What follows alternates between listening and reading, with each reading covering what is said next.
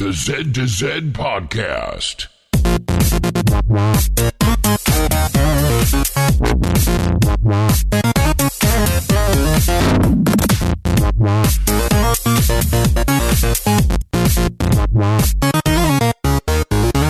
Good morning, good evening, or good day, and welcome to the Z to Z Podcast, the home for Xbox achievement hunters and gamerscore junkies. I'm your host, Brandon Freeman. Thank you so much for listening. At Z to Z, we love gaming, and in particular, grabbing achievements and gaining gamerscore. We do news, reviews, and interviews. It's about achievements, we'll unlock it. It's the big 5-0. We've made it 50 episodes in, and it is fantastic. I'm so glad you have all listened to the episodes that we put out. I know the timing's a little weird, not quite a year. Technically 52 is, but we had this kind of weird mix of episodes early, so suffice it to say, 50 is a great milestone, and I'm so proud and so happy of the community we've built and all of you awesome listeners that are giving us a listen at maybe for the first time or long-time listeners. We really appreciate it, and thank you for your patronage. This episode, we're kind of all over the place. Back to our normal things. We've got a busy December coming up, so I hope you're excited for upcoming contests, as well as we've got some new kind of show activities, and so we hope you keep listening. You can find show notes for this show as well as previous shows at our website, z2z.com. This is episode 50. You can also contact us with questions or comments on Twitter at Z2Z, ZEDTOZED, over at our forums, forum.z2z.com, or, of course, email us directly at contact@z2z.com. Today's episode is brought to you by the achievement 50 Question Streak. And this is from the game Are You Smarter Than a Fifth Grader? Now, this achievement was picked in honor of our 50th podcast, and we hope you've enjoyed them. And if not all of them, at least the ones I've been on. This achievement could be particularly challenging for those listeners that may be a little slower than your other gaming counterparts. Thankfully, there are multiple tricks to get this achievement. You want to play Homeroom or Showdown with a boosting partner. Now, thankfully, the game is so old that the multiplayer is completely empty, and matching up should be no issue. As far as answering 50 questions, well, 2 heads are better than 1, so work together. You also can use Google, and if you're doing a math question, bust out that calculator. Now, keep in mind, you will not lose your streak if you skip answering a question. Simply just don't answer. The only time you do is by answering incorrectly. However, if you do answer incorrectly, you can dashboard and get out of the game to preserve that streak. Don't use the cheats, and don't be an idiot. Special thanks to developer Imagine Engine and publisher THQ. RIP in peace. If you, our fantastic listeners, have a suggestion for an achievement sponsor, let us know. You can contact Twitter, of course, at ZZZEDTOZED. You should come chat with us over at our Discord. That's discord.me/Z2Z, all one word. Or, of course, there's that email, contact@Z2Z.com. You could even leave it in an iTunes or podcast review post. So before I get to my co-hosts this week, I wanted to make an announcement to one of our iTunes reviews. And I want to say a huge thank you to everybody who contributes. We got our monthly recap, and I want to read this one in particular. It was left on Black Friday, of course, and it was by Diddly Miley. They say, I listen to a ton of video game podcasts, and this is one of my favorites. The guys are funny and enjoying to listen to. If you like getting Xbox achievements, this is a must-listen podcast. If you like IGN's podcast, give this a listen. It is just as good as anything they do. So thank you so much, Diddley, for that. I really appreciate it. I'm going to take that as a huge compliment. We really appreciate the glowing review. We couldn't do it without you guys, like we said in the intro. I'm so happy with this community. And let's have another 50 strong and probably a great one-year celebration coming up at the... is it going to be the 52 episode mark? We'll see. All right, we've got another great show for you tonight. And joining me, we have Damien. How are you doing tonight, Damien? Doing good. I have soda, That's not great coffee to hear. tonight. Really? I actually have coffee. Oh. So that's great. Tarragon is here. What are you drinking, Tarragon? I'm drinking Coke Zero, as usual. It's That stuff sunny will kill you, afternoon. Yeah, so will coffee, though. Just life will kill you in general. So will breathing. Yeah, I'm good. And, Fantastic. Yep. And we've also got Prue. Prue, what's your beverage of choice today? I've got some Baja Blast here. So. Oh, did you go to Taco Bell? I did. Nice. What's your go-to at Taco Bell? Do you got a... I got the double cheesy gordita crunch, of course. That's it? Come on. That's it. That's all I need. Whatever gets you to the men's room quickest. Yeah. We have these things, and I don't know if they have them at your Taco Bell. They're I don't know what they're even called, because they used to have these cheesy potato things, right, where you'd get these potato wedges and they'd put melted cheese over it with some sour cream, and so you'd eat them with like a fork. I was like, oh, that's fantastic. And so I asked for this cheesy potato thing. Apparently it was seasonal, because the guy looked at me like, I don't know what you're talking about. He's like, it's like got the potatoes and the cheese. I'm trying to explain it to him, right? He works there. He should know. And all of a sudden he's like, okay, I think I know what you're talking about. And essentially what he gave me was a burrito that he wrapped around the potato wedges, put cheese and bacon in there, and melted the whole thing. And I'm like, this is the greatest thing you have ever created. And I'm not entirely sure there's a name for it, but it's like some sort of loaded potato burrito or something. I don't know. So if you're at your Taco Bell, try and track those things down. They are delicious. I think they're actually called the Freem Hole. Hey, all right. They'll clean out your Freem hole, I'll tell you what. Yes! Nailed it. Oh man, these are going to be just gems. I'm so excited. Well, let's move on with the show. We got a bunch of intro stuff. I just wanted to get out of the way real quick. Z2Z Club, of course, the Xbox Club is alive and kicking. It's actually kind of a fun little race between the three of us. Is it just three of us who are admins? Oh, no. Joe is an admin too, right? Yeah, she made the group, I think. Yeah, the whole group. So it's great to see who can accept the invites the fastest, because I feel like you guys are real quick on those. Well, I get the notification on the phone, so it's like I get there, and it's a bit disappointing once I get it on the phone, and it's 20 seconds, and I get to it, and it's already gone. I'm like, I'm racing to do it because I don't want Prue to take the glory. I mean, somebody's. Yeah, it's. I'm not sure how many people. If you've watched The Office, if you're aware of what a woof is, it's where you get a text message, a phone call, a fax, a letter, all at the same time. Basically, a notification on every device possible. Yeah. So I get one of those every time we get an invitation. So I'm like, oh, I've got to go in there and accept that. So yep. I It's just great. ignore them now because I know by the time I read it, it's one of those guys. And I like to see who's coming. I like to see who's joining the group. And because I've downloaded the Xbox, obviously the Smart Glass, the normal one, and then I still have the beta on my phone, I get double notifications. That's really annoying. Don't you get it on Windows 10? I get it everywhere now. It's just obnoxious. It's so pervasive. But we love it. I'm so glad our club is still climbing and kicking. I keep going in there looking for people to game with. And everybody's last seen, right? You're doing all that offline gaming, you bastards out there. Get on. Come and find me. I'm looking for gaming. Of course, I play late, but... You could send a message to the group. I know. I still have to kind of tinker with the LFG and the... Because there's the chat function too. You can actually look in the chat room. See I saw that.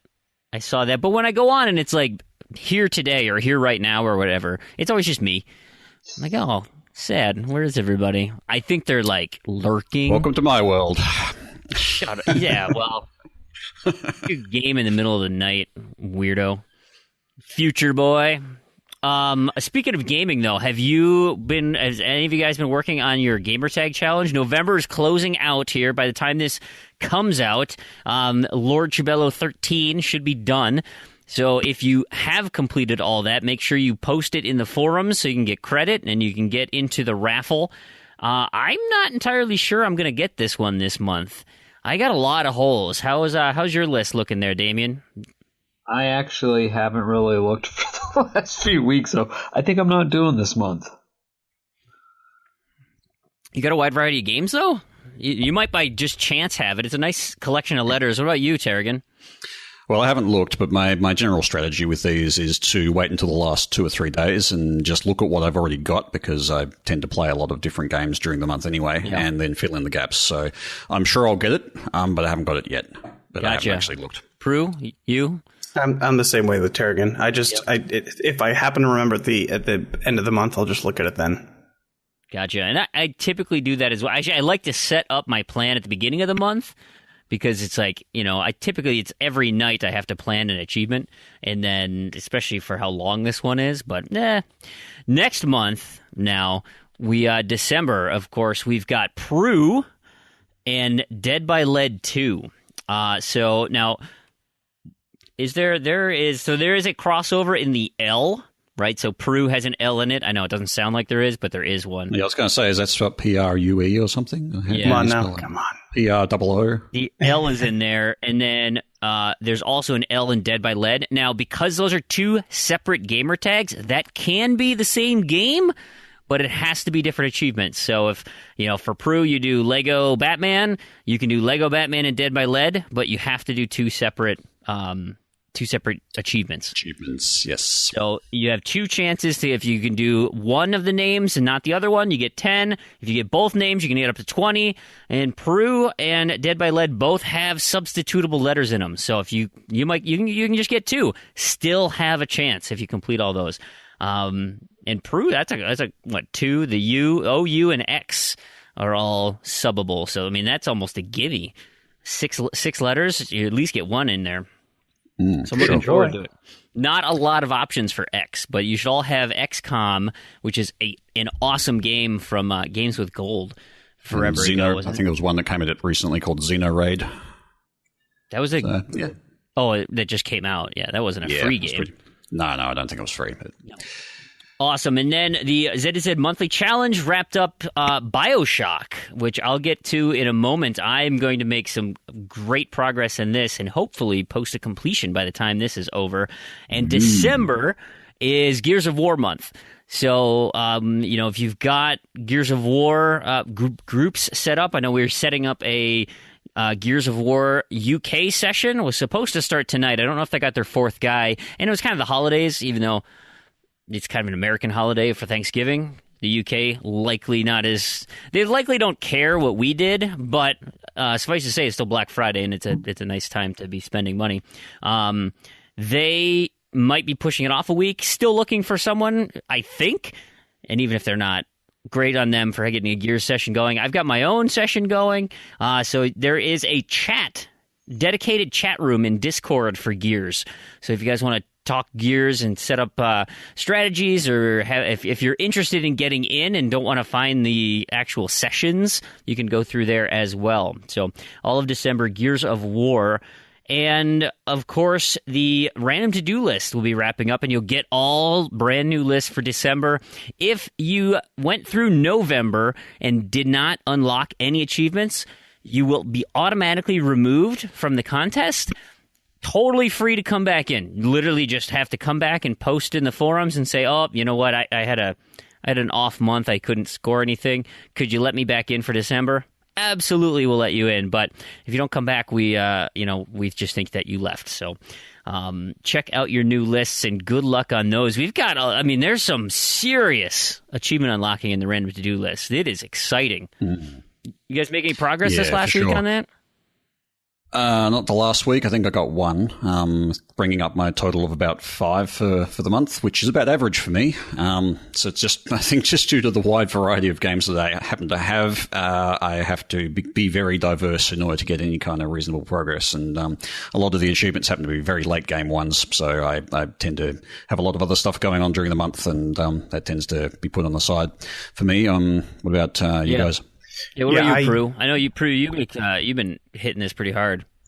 Yeah, I actually took a bit of a break this week, which I'll tell you why here in a bit. But so really the only 2 that I think I'll probably end up getting towards the end is what we talked about last time with the Batman stuff. I was given all this information, and I'm ready to go after those, but that'll probably have to wait till Monday, and then hopefully I'll get those 2, which will probably put me up, I think, close to 20, maybe 17, 18 or something like that. That's probably all I'm going to be able to get for this month, unfortunately, because the rest of them are really tough. Still a nice haul. And Damien, are you in the random to-do list, or you're taking a pass on this contest? I think I took a pass. I was in, then I went out, and I asked to go back in. Then I'm just, honestly, with treading water. The way with newborn and all that, I just don't have the bandwidth. Excuses. Yeah. Well, and actually the Xbox Fitness, because that is slowly wrapping up. I'm at I'm just about to hit 70% on the way to my 5,000 stars. So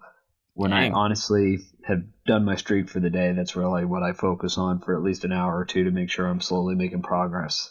Awesome.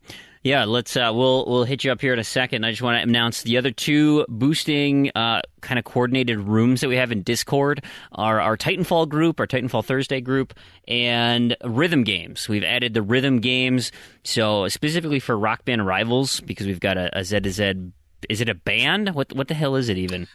I think it's sort of a crew. I'm not exactly sure how it all works, but Prue might have some more info. Yeah, it's Rivals is this game mode. It's not necessarily quote unquote a band, at least within that game type, but it is just this group of people that you associate with.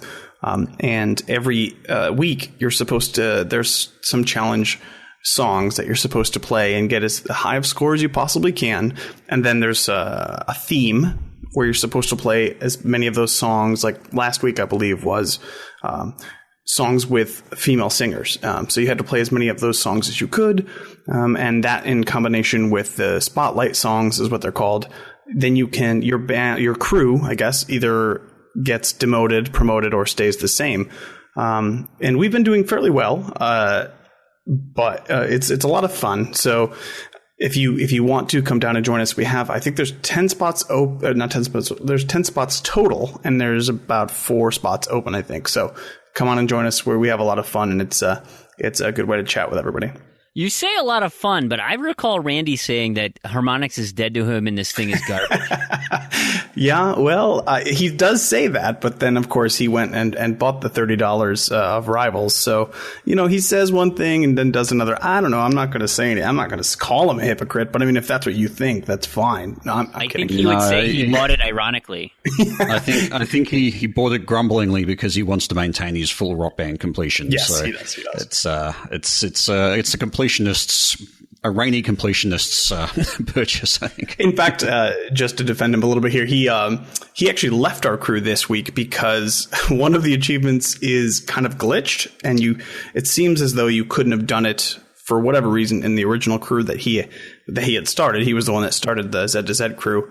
He left, did whatever he had to for that achievement in a different crew, and it unlocked for him.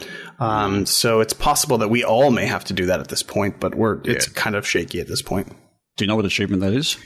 Oh, I think it's for an individual badge. I think something like that. I can't remember the name of it or anything off the top of my head, but it's a known glitchy achievement, unfortunately, which is really frustrating.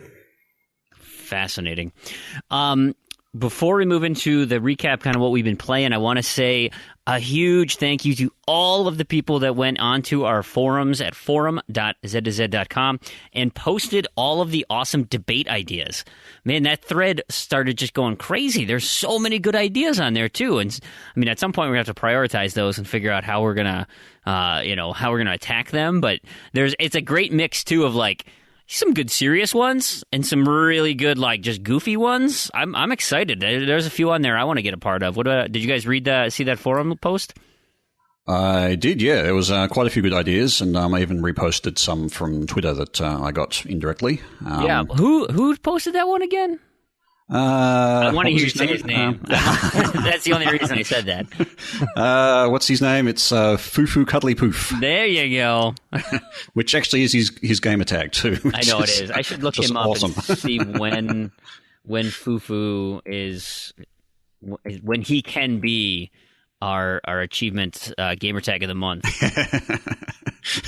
That will be an awesome month.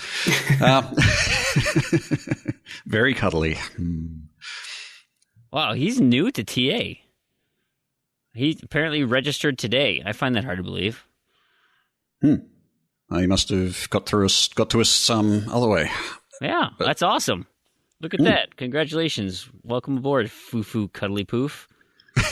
His suggestion is also awesome, but I mean that's just literally right up my alley. It's basically Mass Effect versus Halo kind of a stuff. So, yep. Yep. I was expecting something to go like Star Trek versus Star Wars or something like that. Oh, that would be fun. Yeah, yeah, but I don't know. I really want to touch that with a barge pole. Oh, fascinating. So yeah, keep them coming, guys, because we'll start grabbing a few of those. We'll set up some. Tarragon and I had a deep, meaningful conversation about the show recently, and we're going to try and plan some of these things out, really make them visible to the community, and make sure that we put our best our best proposal forward and say, all right, this week, this month, we're going to do this, and we get this guest and do this, and just kind of make things a little better planned. Because as much fun as it is to get on with you guys every week and just shoot the breeze and talk for an hour or two, it's awesome. But we have so many other things that we want to try and do with this community. And I gotta get that game show back. I mentioned it a couple shows ago. I got to figure out where I'm going to squeeze that in. And we just got so much fun stuff that we have planned. So yeah, and we want to bring people from the community on, and just trying to fit all that in. And it's just got to plan it. Absolutely. And then from last show, we had a lengthy conversation about the Squatty Potty. I need to bring this back because I have now shown this to all of my family. I put it on YouTube on the Xbox, right? So it's on the big screen, and my kids thought it was hilarious. They loved it. And are you guys familiar? Have you guys seen the new product they have? They have a new Squatty Potty? So it's from the makers of Squatty Potty. It's called Unicorn Gold. Okay, and it's very much the same presentation. The charming prince or knight or whatever you want to call him, and of course the unicorn's in it. And so what Unicorn Gold is, it's an anti-stink spray. And so what they say, and while it doesn't, this spray covers and purifies and cleanses, not just a Febreze that cover just masks it, so you got like flowery poop. It's more of a neutralizer type thing. Anyway, you want to know how they get it? If you watch the video, they'll show you how they make Unicorn Gold spray. They attach plungers to the unicorn's rear end and pump unicorn farts into bottles. Too much information already. Yeah. And so is this like one of the competitors to VI Poo and Poo-Pourri? Yes. And so if you watch, they have different unicorns apparently come up with different fragrances of Unicorn Gold. So like this hipster looking unicorn is like the melon mango or something, and there's the normal one. Watch the YouTube video. It is, again, just like the original one, very well scripted, clever, and is completely viral. It's ridiculous.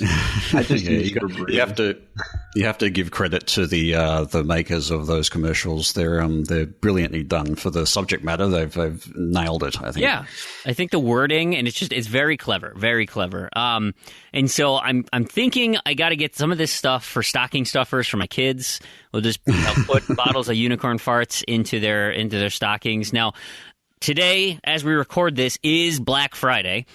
This is the day when typically people go nuts shopping and spend a bunch of money that they don't have. To the panel, what's the damage? How bad? I know, Tarragon, you got on it early because Microsoft announced their sales early. What's your Xbox damage as far as Black Friday goes? Yeah, the actual Black Friday stuff, I don't think there was anything extra that came up that I sort of hadn't already picked up during the week. But I did spend a significant amount of money on Elite. They release basically every Black Friday, or the last two Black Fridays, they release like a special batch of ship skins, essentially, or there's you can get color schemes and color mappings for your ships, and they're exclusively available during Black Friday, and they're black skins. So they're highly sought after and only available for a very limited time. So I ended up picking up a bunch of those and a bunch of other cosmetic crap. So I ended up spending probably more money on that stuff than I've actually done to buy the game. Oh, dear. Anyway. What about you, Prue? What's your damage? It's not bad so far. I picked up Overwatch, right? I think that's the right one. And The Division for $10 each. Physical copies. How'd you get Overwatch for $10? I'm sorry. Am I doing the other one? Battleborn, right? I get them confused. Yeah. Yep, Battleborn. Yeah, sorry. I essentially think they're the same game in my mind. They may be very different, but to me, they're apparently very different. Hey, when are you going to start in terms of success, yeah, they're completely different. Yeah. So Battleborn's $10. Yeah, I will totally run that with you because I have a physical copy of that as well. Battleborn? Yeah. Yeah, let's do it. I mean, I was actually not expecting to play either of them. They were only $10, but I will. If I have someone to play with, I'll definitely run through it. We'll throw that out there. I'm going to wait till next year, probably. I mean, like January, February, to give it a go because they're going to start really like promoting the multiple XP events, and so I'll likely try to jump into it then. But yeah, we should get a crew together because you can go into that with like 5 people. Yeah, 5 people. So we can make it a regular thing. Once Gears wraps up, we can make that a regular thing. That sounds good to me. I also picked up Metal Gear Phantom Pain for I think like $9 too, physical. So I was like, I haven't played it, and that's actually one I would probably get to at some point. And then pretty much just right before we started recording the show, I've kind of settled on getting probably both Elite and Kinect Sports Rivals, and I think I'm gonna cut myself off at that point. 5 games, that's enough for me. You think that's enough? What about you, Damien? Elite's a quick finish. Oh, yeah, nice, easy completion. Yep. The only thing I went out and actually bought is I went to Toys R Us and got some of the Lego Dimension level sets because they were 50% off. So. Yeah. Oh, I wish I knew that. Yep, saw that too. Read adverts, and then my wife ended up buying me an Xbox One S at 4 a.m. Ooh. That's right. I remember seeing that post. That's fun. Yeah. So what was it? It was down to $250 and then like a $40 gift card. So she's like, "Yeah, it was like $210. Great deal." I'm like, "Cool." Xbox One. So that just came with a gift card. It didn't come with a game or anything. That was just that. There's no bundle with that one. Yeah, I got the Battlefield one because I was Minecraft. I already have that. I'm like, how much is the Gears one? She's like, that's $300. You're not getting that. I'm like, okay, Battlefield one. Can I go back to bed? That's awesome. Which color is that? Is that the standard white or is that something different? Yeah, white. That was the only reason I was looking like at the Gears or the other one because I was like, oh, maybe I'd want gray. But then I'm going, wait, she's 4 a.m. buying me an Xbox One. I'll just go with it, dude. Yeah. That's fascinating. Once the new set of sales went live, I hope my notifications didn't wake you up, Tarragon, because I think that was about 5 a.m. your time when I started posting. No, it was like 7. Anyway, I turned. Is there zombies in Doom? The new Doom? I know there's Hellspawn. Are there zombies? There's zombies, right? Randy would know. Yeah, there's got to be. Anyway, Hellspawn. I got the new Doom. I got Rise of the Tomb Raider Season Pass, which I know there's a DLC with zombies in it. Mm-hmm. Plants vs. Zombies Garden Warfare 2, and hashtag Kill All Zombies. So I went on a zombie spree and went and bought all those titles, and then I had to stop. I was like, oh my gosh, that's kind of the unfortunate thing about moving digital is like there's not a good way to put those on a gift list. Be like, hey, I know you guys are all looking for gifts for me, so could you, I'm going to buy this now because it's a great price, but it's a digital copy, so just maybe write on a card that's what I don't know. So I just went ahead and bought them. It's in my own pocket, and I took all of the Xbox games off of my Christmas list. I was like, you know what? Don't even bother. Don't bother. But I know, that game's $15 or that. Oh, I guess I bought Recore. Digital earlier in the week too. But yeah, I wish there was a way to do gifting. I've seen on Twitter all day today too. It's like huge missed opportunity. Why has Microsoft and Sony not opened that up to? I mean, could there be some questionable transactions? Is that what we're kind of worried about? Why? What do you think, Tarragon? Well, I mean, Steam has had that sort of thing for ages, so it's certainly doable from a technical point of view. I guess if you're looking at it from a security point of view, if people hacked someone's account, they could then use credit on the account to gift someone else. But that'd be super easy to track. And I mean, the Microsoft security's ramped up quite a lot since the sort of the last sort of batch of problems that they had. So I don't really see that being a problem. It's probably just something that they've got on the pipeline to do, but just haven't quite got to it yet. There's obviously a bit of code work to do behind the scenes to get all that sort of stuff working. But sure, yeah.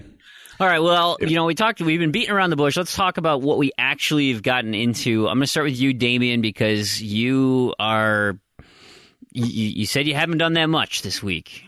Yeah, no, I haven't. I got back into playing Rayman Legends. My son had a friend over the other day, and they were doing Killer Instinct, and then I allowed them to play Call of Duty Ghosts, local co-op with bots. So I was like, you already killed things, so that's fine. I'm not putting you on live.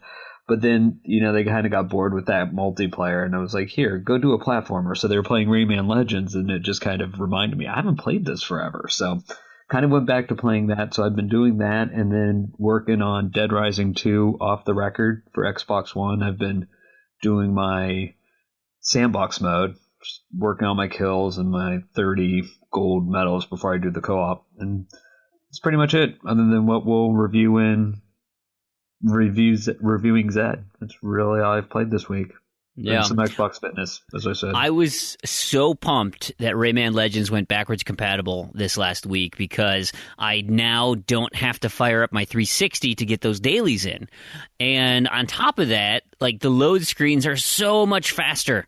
I mean, it's like nearly instantaneous. You still have to go to that transition screen, but it's like phase in, phase out, versus, like a good 20 seconds worth of load times on the 360. So that's been fantastic. Now I can do my Prominence Poker and I can do my Rayman Legends daily like right away on my Xbox One, and then play other games that I'd much rather play. That being said, I haven't, because I've been spending my week in BioShock. I decided, I said, I got to sit down and really focus on this. Especially since on the Game Informer podcast, like I mentioned, they were going into spoilers. And so I listened to up to Fort Frolic, where, that whole section, that's just great. Fort Frolic is awesome. And I knew BioShock is widely regarded as certainly one of the best game twists, and if not one of the best games ever made. I don't know how you guys fit along that? Is it in your top games of all time? From story, yeah, definitely. Yeah, I'd put it in my top 5 of 360 games, at least, for sure. Okay. Yeah, same here. And the twist is pretty spectacular. The twist is fantastic, and of course I'm going to leave spoilers out. And I mentioned to Tarragon about it, and that is, I still had some questions. We could talk off air about those, but like, this game's been out for 10. When did this come out? 2010. It did. 2007, 2008. I think one of those two, or right around there. The game's like 10 years old. Anyway, and it's. I know there are things that people have talked about, and the beauty of it is you can mention the "would you kindly" twist, right? And that doesn't mean anything to anybody, because it's such an innocuous way to explain what actually happens. And so it's like, I knew that was the twist, no idea what that meant. And then when it happened, it was like, that's awesome. Oh. That is awesome. And now I have way more questions. So like, there were many of those moments, and I mean, I was up till 2:30 last night playing that, just because I hit that point, and immediately after that twist, there's still game left, and my daughter woke up and just started puking all over her bed, and I was like, no. And so, like, I don't remember that twist from the game. No, I know. I don't either, but that, whatever. That's that's Scream's retelling.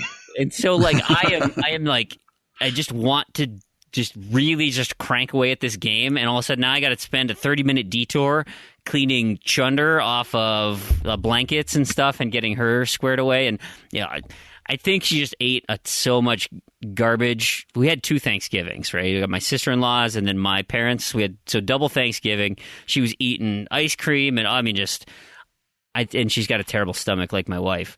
And so I think that was what happened. suffice it to say, it threw me out of my game, and I'm like, oh, I need to get back. I need to get back to it because like things are happening. The story is so good right now, and even at this point, like I'm hoping I can finish it this weekend. Is my goal. Let's see. I finished Hephaestus and the Apollo Station.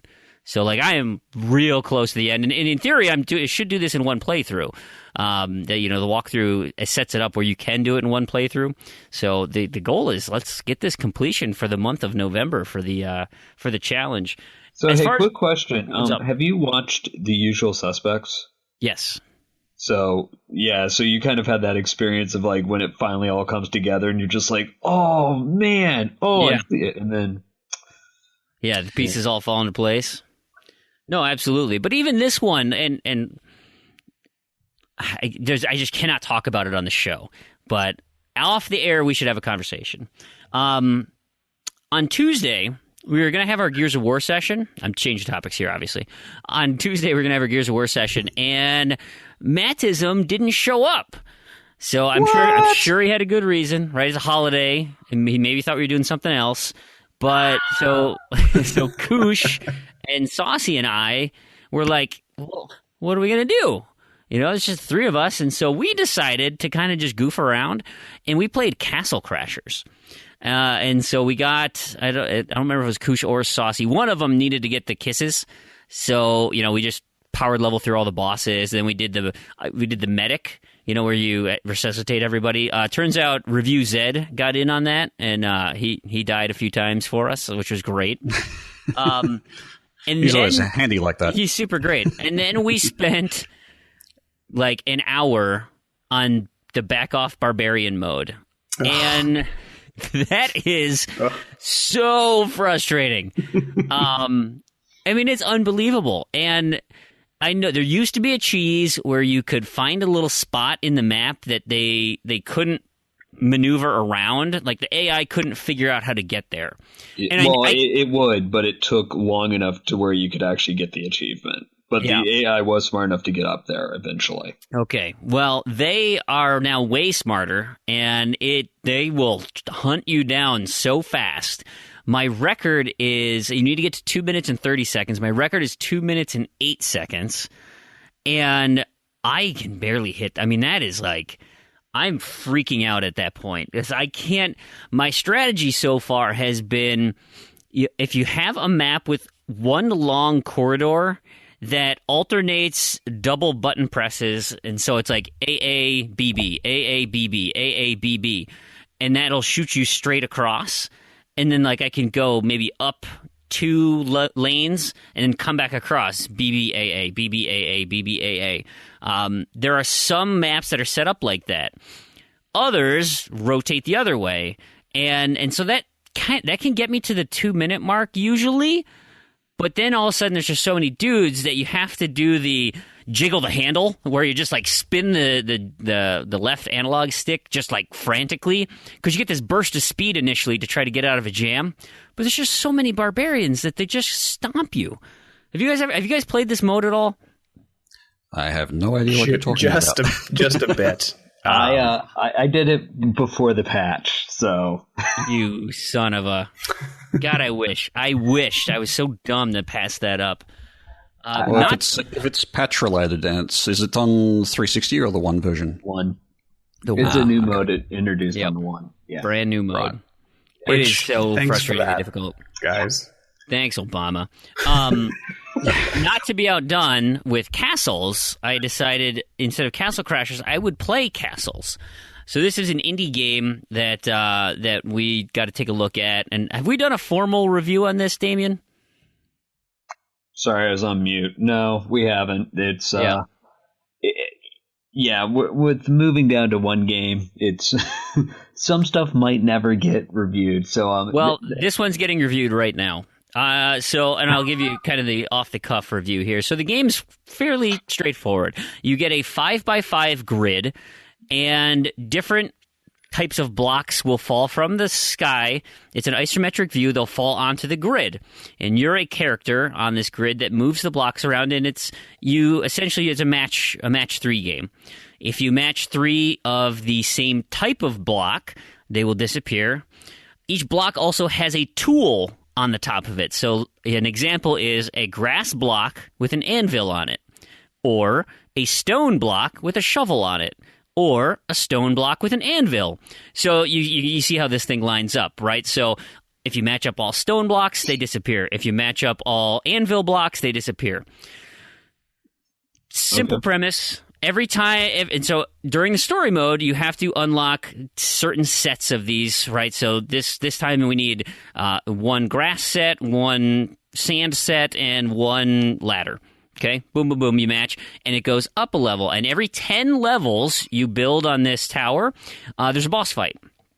And the boss fights, I've played 2 boss fights, and the first one was pretty easy. You just had to, create matches of 4 give you a hammer, and you can smash things with the hammer. And matches of 5 give you a stick of dynamite or a box of dynamite. I got to the second boss, which is this helicopter, that is the most awful thing I've ever played. It is so difficult. I spent 40 minutes on this stupid thing, and he was just killing me. And the reason, and this is my biggest frustration with the game, is the handling is awful. And I don't know if I could change the sensitivity on my left analog stick so the movement was a little more precise. But when you're pushing blocks, you can push any number of blocks as long as they stay on the 5x5 grid. So if you had 3 blocks in a row, you could push them all to the left 1 space, all 3 at one time. But if you have a single block and you want to push it left once, it's so sensitive that you end up pushing it twice. Okay, but then you can hold X, grab to pull, and try to pull it back. But by this point, these other blocks, these new blocks, are raining down from the sky, and if they land on you, they boot you outside of the 5x5 grid and the walkway around it.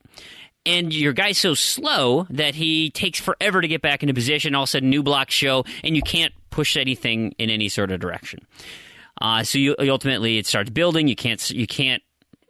If you don't stay on top of your blocks, game's over. You cannot recover typically, and that is just so frustrating when you have a puzzle game that relies on good movement and it doesn't have it.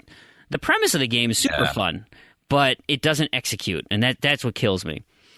So there's a mode, a survival mode, and that's where my random to-do list achievement was in, and it is using a hammer and smashing every color block. And so in survival mode, they start you off with one color, and then they add a second color after 30 seconds, and I think every 15 to 20 seconds they add a new color. And there is an achievement for lasting for 7 minutes. I made it to 5 minutes.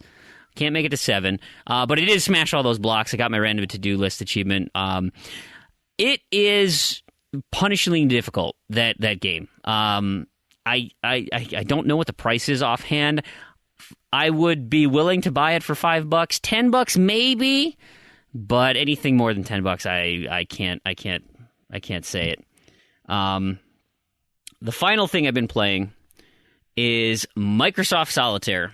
So Microsoft Solitaire has come out now for the Windows or the Android and iPhones. It is the Universal Windows Platform version, and so if you're on UWP, your achievements are stacking. You're not doing anything special. It's just an opportunity for people who don't have a UWP device, like my Android phone, to be working at Solitaire. Now, the beauty of playing it on your phone is because it's new, Microsoft is offering you premium for a month. Their little message here, it says, hey, congrats for being one of the first ones to play. And to celebrate that, we're giving you 1 month free of premium. What that means is you get double coins for all daily challenges. Okay, there are achievements related to that, specifically getting diamond level in a month. So by the time this comes out, you will have all of December to earn enough coins to reach diamond status. You won't have to beat every single challenge to get there. Now, there is an achievement for beating every single challenge, right? So at some month, you likely will have to do that.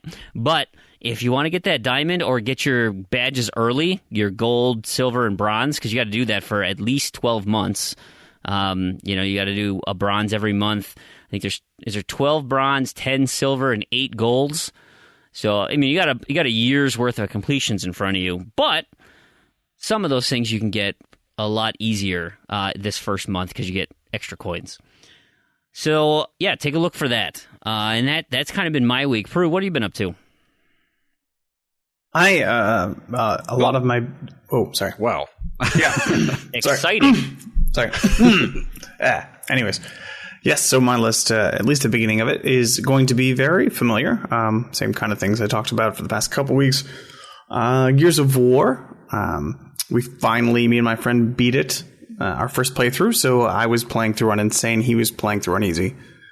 We beat Gears that. of 4. Gears of War 4. I should say 4. You're right. I'm sorry. Definitely should. There are 4 different. There are actually 5 different games. 6 if you include Ultimate Edition as well.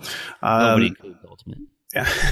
So we beat it. I got my insane achievement, and my friend didn't. So now we're going back through and playing it. I'm now on easy, so I have to do all of the work, and he can just sit back like I did the first time.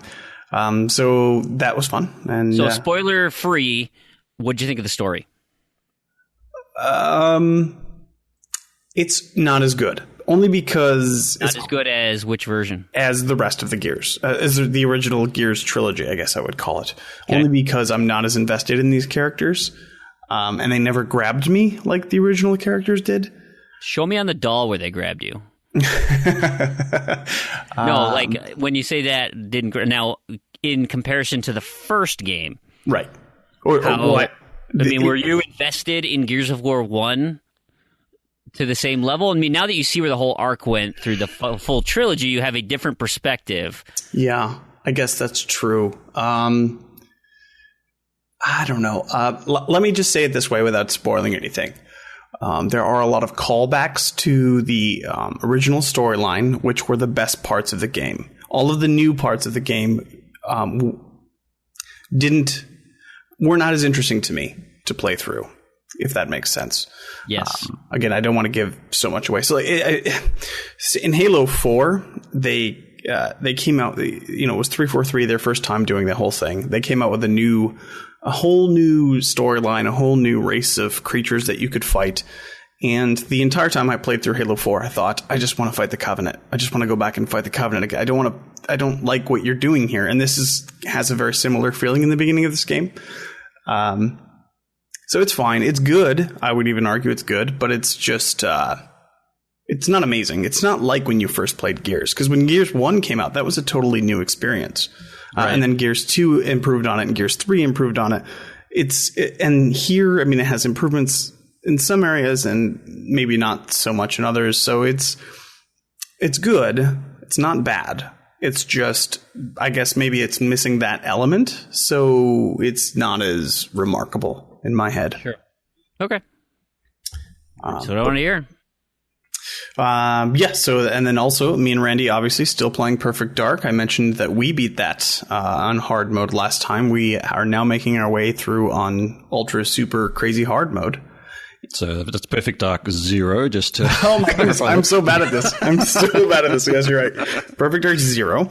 And yeah, I mentioned last time we had just started. We had just beat it and just started on the super hard mode, Perfect Agent mode, I believe it's called. And we played through the hardest level because we felt comfortable, but we didn't get to beat it. And that was just right before we recorded last time. We've now actually beat 3 or 4 of the most hard levels that we have to. So we're pretty confident that it's just kind of at this point, it's going to be downhill and we're going to be fine. So we just got to find the time to get through there.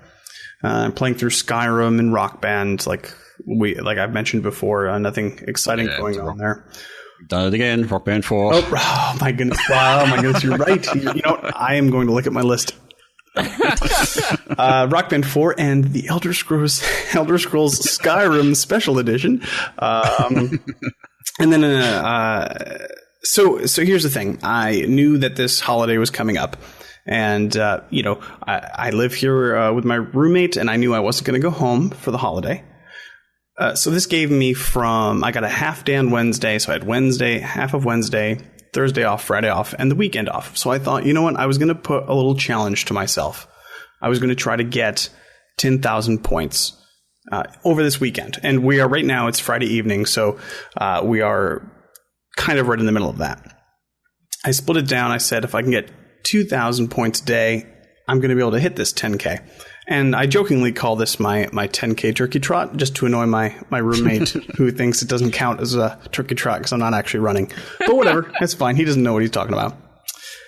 So I have been working on this. I wanted to get 10,000 points over my break.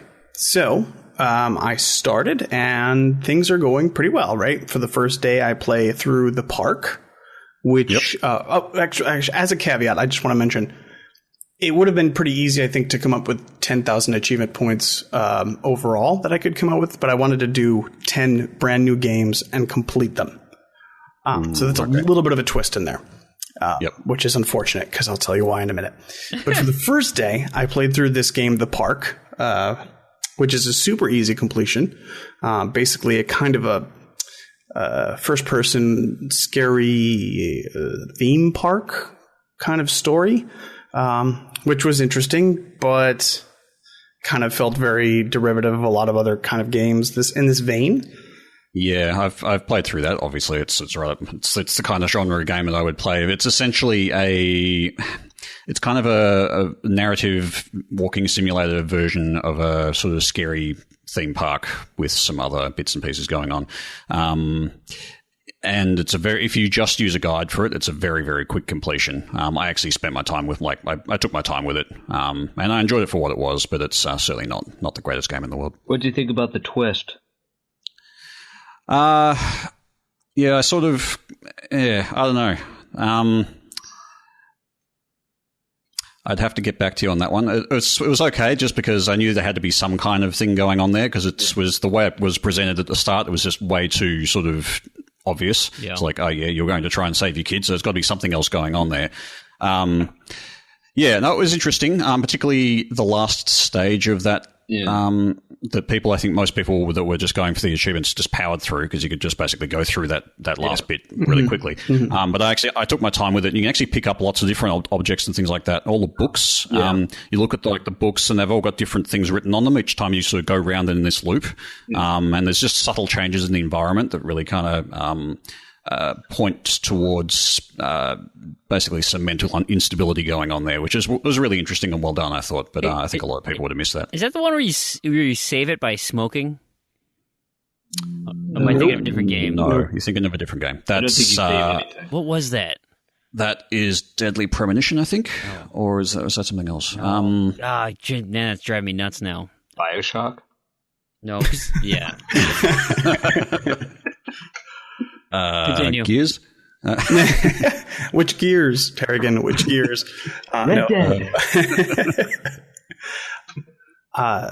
So I played through that. Speaking of the twist, though, and as somebody who literally did power through that ending and did not pay attention at all, I kept trying to call the twist, and I was wrong every time. But I am actually not sure I'm not exactly sure what happened completely. The ending was a little strange, so I would have to go back and revisit it. But I wasn't.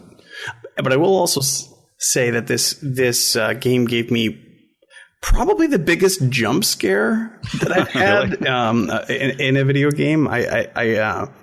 There's this part where you go into an alleyway and you look at this dead body, and there wasn't any music or anything that was playing, and I think I had picked up my phone and to respond to a text or something. So nothing was happening on the screen, nothing to indicate something was coming. I was just looking at this dead body in this alleyway. I know exactly the bit you're talking about, actually. And you turned around, and there was... I hope I don't spoil that. You probably won't see it coming. Maybe you do. Maybe I ruined it. I'm sorry. To be honest, though, it doesn't... So when I was playing BioShock, and you're in... where was it? I think it was Fort Frolic, and there's a room where you got to go all the way across the room, and it's flooded with water, and you go and you interact with whatever on the table, and you turn around, and there's all these new mannequins there, right? And you've seen them all over the place, and you're like, they weren't there before, and I know they're not going to treat me well. They're not moving, but I know that they're not just decoration. and still scared the crap out of me. Like, I knew what was coming, and it still freaked me out. I'm like, all of a sudden, mannequins just appear, and then they turn into spider slicers and start splicers and start freaking you out. I think I remember that bit too. There's just on that sort of mannequins freaking you out thing, there's a game called Spec Ops: The Line, and there's one particular scene later in the game where you're being shot at. So you get into this room, it's kind of dark, and you have this guy in huge armor advancing on you, or a couple of them, and the lights start flashing, and there's just mannequins just moving around the room, and you're kind of going, "What the hell's going on?" So yeah, it's that's another good game which had a unexpected horror moment in it for horror fans, I think. Yeah, absolutely. So that was it. So that was Wednesday. I did the park, and then I moved on to Quiplash. And if you're familiar with any of the Jackbox party games, it's kind of the same thing. I literally had to harangue my phone, my tablet, 2 computers to get this whole thing done. But super quick completion. It took me probably an hour 15 to get that done. So Wednesday was taken care of. 2,000 points down. I'm doing good. I'm sailing. I'm doing fine. So Thursday comes around. And I played through Another World, which was actually Games with Gold, not too far in the past. Another really easy completion. It was kind of tricky some parts. This is a very old game. The control scheme, I think, threw a few people off, or just the way the controls worked. I'd played it, of course, way back on the Amiga, so I was very familiar with it from back then. But sorry, Frank. I did not care for it. I didn't finish it, but it was hard to go back when things were so antiquated. I get why it was exciting and cool at the time. They did some really unique things, but yeah, for the time it was pretty groundbreaking, particularly the just the cinematics they used in it as well. That sort of stuff wasn't seen before. Yeah, it wasn't. I mean, it hit a couple of frustrating spots, and Freema would encourage you, if you care about the completion at all, it's worth it. It's an extra hour. I'll go back. I mean, it's not long. I'll go back at some point. I think I did it for an RTDL, so yeah. Random to-do list. Yes. In case you don't know. The fourth random to-do list. So then okay, so here we are, 3,000 points in. I'm sailing. I'm doing great. And then I pick up this game called Nero, or Nothing Ever Remains Obscure. Which is a first-person puzzle game in the vein of, oh my goodness, I'm going to forget the other Games with Gold game that had a very similar feel to this, where basically you walk around the world in first person. There's no combat or anything like that. You're just kind of solving these puzzles that you go through. Numa, thank you. Yes, that's exactly right. So Nero and Numa, that's interesting.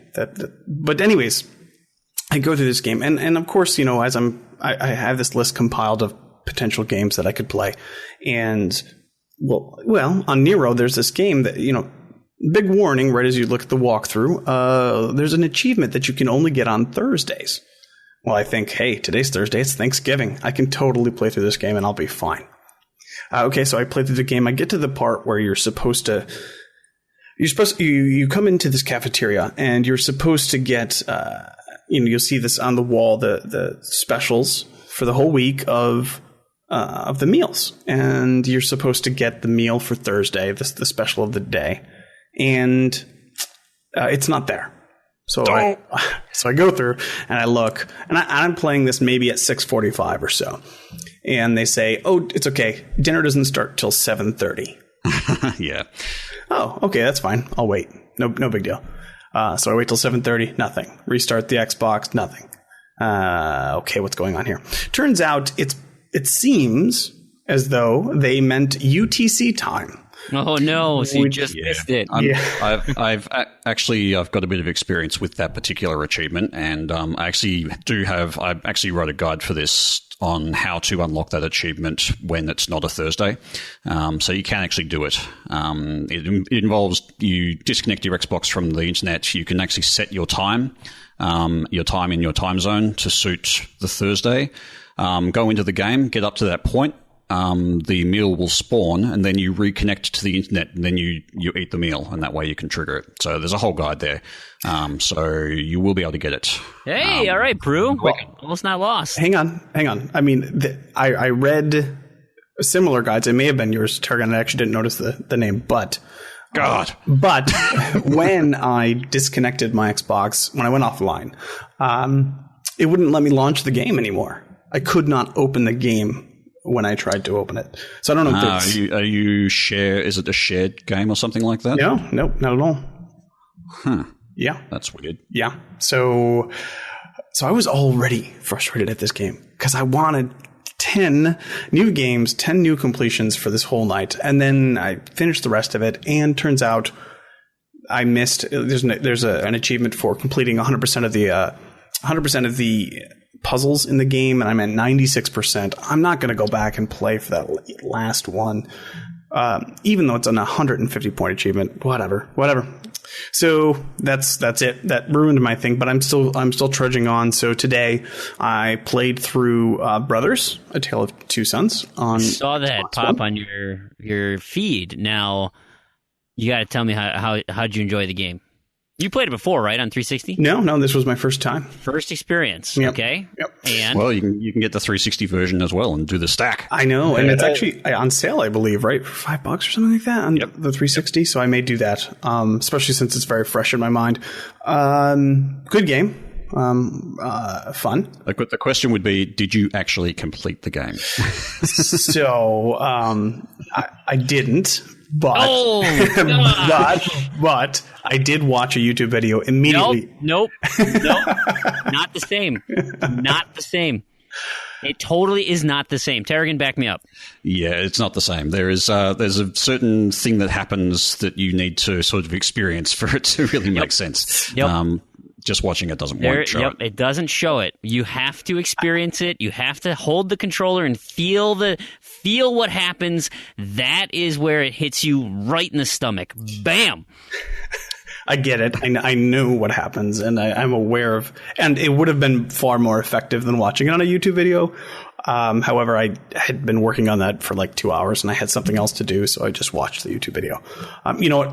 Maybe I'll play through... On you hurt my heart, Drew. Hurting my heart.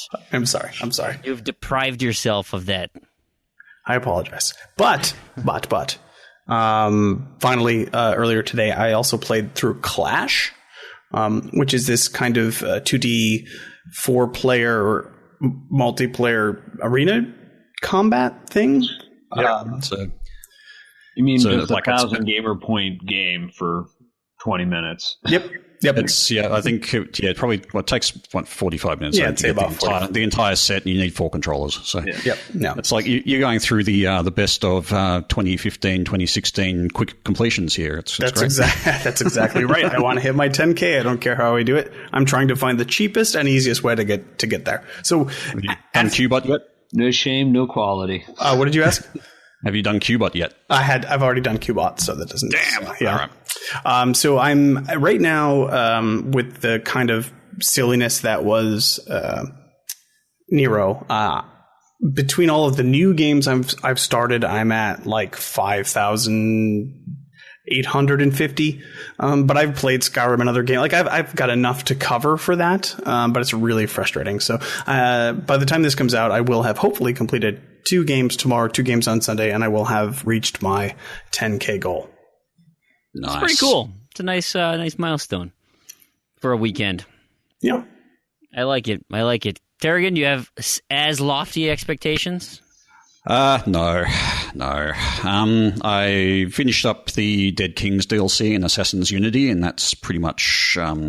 I sort of have come back to the main story now. I haven't even completed the main story yet. I just went off and did the Dead Kings DLC because it was a nice kind of little package of stuff that I could get done.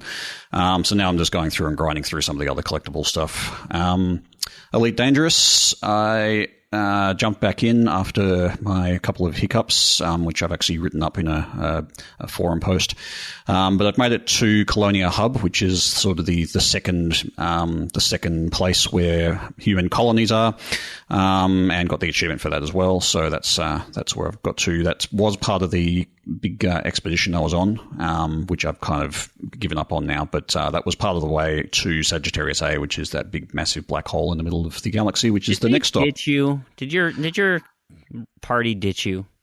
They didn't ditch me. I was just too slow. Plus, the other the other issue there is because of the way instancing works, Australians basically had almost zero hope of ever instancing up with any of the other groups. So I think I met at the first and second points, but there was nobody there with me. So I ended up just going off on my own. And then I think some life happened and I got behind. And anyway, that's all written up in the my forum post. So go check that out if you want to follow it up. And there's some nice pics and stuff that I've taken along the way too.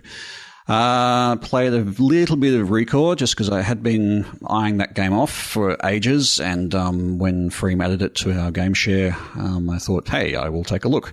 And I went through the intro, and it's not too bad. I'll reserve judgment on it until I've played a bit more of it, but so far so good. And another game which I didn't actually pop an achievement in, but I thought I'd just mention, I picked it up for sale. It's called Grow Up. And that sort of looks like a pretty interesting, if very long, sort of puzzly, platformery kind of almost Minecraft-y sort of game. That's a lot of superlatives there. It's a weird combination of these things. Basically, you're flying through space. You're this robot in this ship. The ship crashes into an asteroid and breaks up into all the little pieces, and you go flying off down to this planet.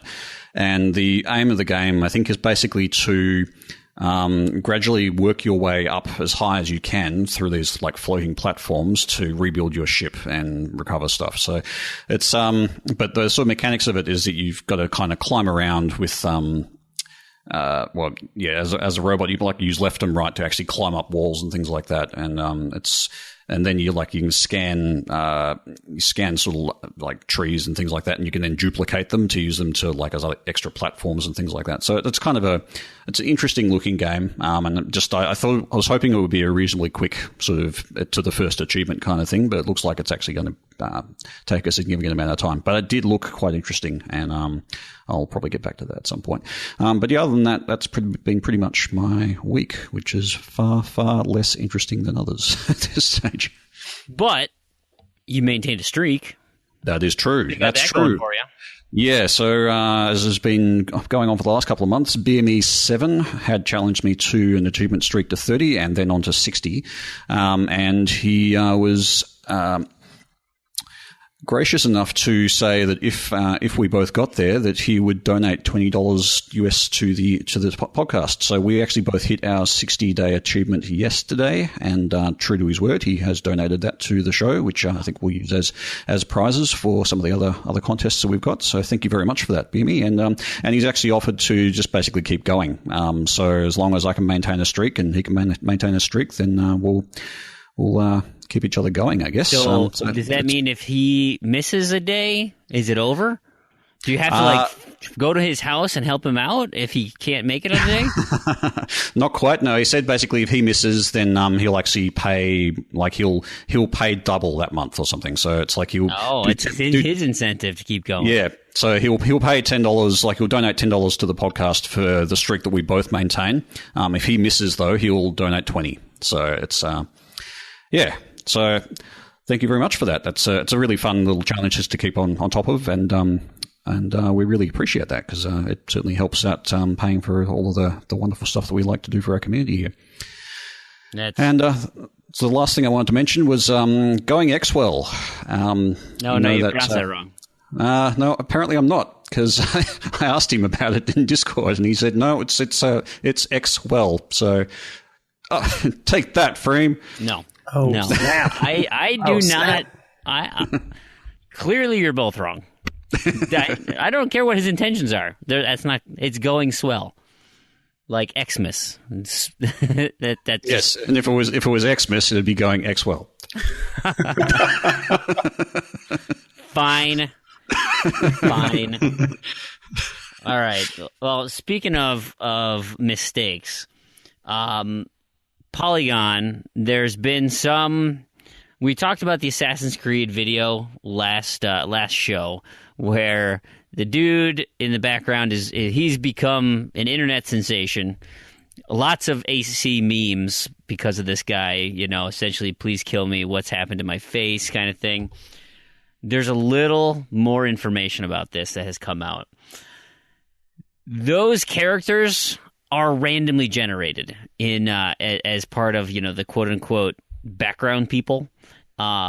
that person was indeed in Assassin's Creed 2, and they just so happened as to when they came to that point, the instance was the weirdo and not the normal-looking dude. Yeah, the other side of that as well is that the face was probably already pretty weird, but then they've upped the lighting and the way, basically they've done the graphics or done a once-over on the graphics, and that particular face just happens to look super weird because of the extra stuff that they've added to the remaster. Now, that doesn't change the fact that it is hilarious. I mean, the guy looks like a monster. Like an absolute abomination. But it's got nothing to do with the remastering. It does not. It does not. Thank you, Ubisoft, for putting that, hideous visage in there. But you've just made it even crisper and easier to see. Yep. Maybe if his eyes weren't so white, maybe you wouldn't quite notice. But I mean, it looks like he's a guy hiding in the dark because his eyes are so. It's like an old comic, an old cartoon. Yeah, they really stand out. And the other thing as well on that was the climbing glitch. They sort of showed Ezio climbing up walls really quickly, or sort of spidering around, and his legs kind of floating after him as he moved around. All of that was in the original Assassin's Creed 2, and apparently also is in every single version of Assassin's Creed that was based off that engine. It's just a glitch with that particular engine. So it seems to me that Polygon has gone specifically out of their way to try and show these glitches in comparison, and it's that just smacks of making clickbait, and absolutely. I'm not really a fan of that. Well, and I think inherently you get a little quicker refresh rate, the processing is a little smoother, so those glitches look kind of goofier because everything else is kind of running better, whereas you probably saw the same glitches in the old version, but everything was kind of clunkier, and so they likely didn't stand out quite as much. Yeah, although I've seen videos of the original glitch, and they are pretty obvious. It looks pretty silly, yeah. But it looks exactly the same as it does in the remaster, and it just seems strange that Polygon have managed to. It beggars belief that Polygon would have just accidentally managed to trigger this particular glitch whilst they were recording all of these different areas of the game. It seems like they've gone out of their way specifically to somehow trigger it, and then I don't know. It's really, and it's really sort of shady. Yeah, and I think it's an unfair comparison because it's basically you're essentially saying the remaster is crap compared to the original, when no, the remaster is actually true to the original, and not making that clear. So I don't know. I think it borders on slander. I think the way that they did that. It's interesting. Interesting that you say that. I mean, do you think there's any possible legal recourse? I doubt Ubisoft would do anything like that, but it does. They kind of have their hands full with Vivendi right now. I'm not sure. They want to go chasing that. They've got their legal accounts tied up elsewhere. Yeah, I think the only thing, it wouldn't be a legal thing, but I think that Ubisoft would be should be given right of reply at the very least. But yeah, anyway, it was done. It got a lot of clicks, and I guess that's great for Polygon. But as from somebody who reads these things and looks at these things, I will never trust things coming from Polygon again, and will always question what they bring out because they've basically ruined my trust by going and doing something this shady. I can support that. I totally support that. That to me that's entertainment. It's not informational. That's kind of where I now approach that. Is I'll continue to read Polygon at times, but I agree. I don't think they have credibility from an information standpoint. Yeah. I'm not going to trust anything they quote unquote break. But if they show me a video that has funny glitches in it, I'll give it a try. And that would have been fine if they had just shown the funny glitches or said, hey, this guy's face looks pretty weird in the remaster, but it's also, it's not something new. It's not something they've broken in the remaster. The way they presented it is, the remaster is completely screwed because they've done these stupid things to it, and the climbing glitches are, have completely broken it. It's like, well, no, not really.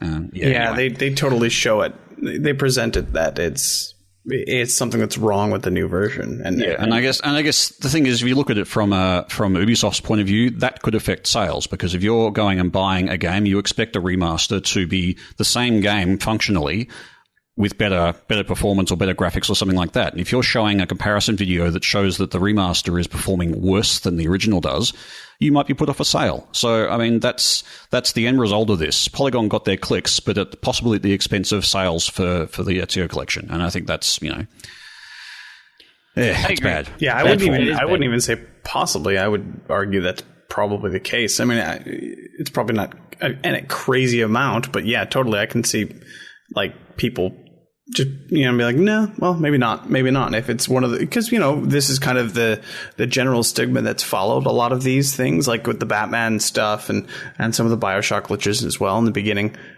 People maybe putting off this stuff already, these remakes and stuff. So yeah, that's totally reasonable to assume. Yeah, and I mean, Ubisoft's reputation's not great at the moment, particularly after the Unity debacle. But they certainly don't need to be unfairly treated like this. So yeah, anyway, I've said all I want to say on it. Really, I find it very frustrating. Agreed. And on Ubisoft's behalf, they actually had a gesture of goodwill on their part. They've announced kind of what their new policy on DLC is moving forward. And I think from a gamer's perspective, it's the right step. I mean, you're not getting to a world where DLC is not going to exist. It is too lucrative, and it helps support games, especially on the tail end of development, to recoup some of the costs they put on the front end. That's not going away.